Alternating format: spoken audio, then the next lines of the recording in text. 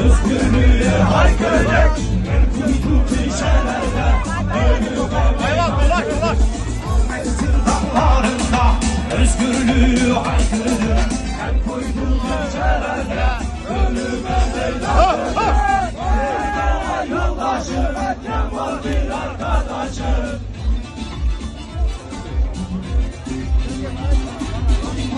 Doğan yoldaşı Abi o kadar doluyor.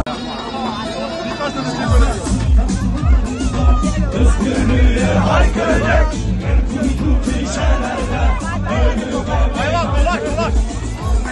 Dağlarında özgürlüğü haykıracak en kuytu klişelerde ölüme meydan yoldaşı Kemal bir arkadaşı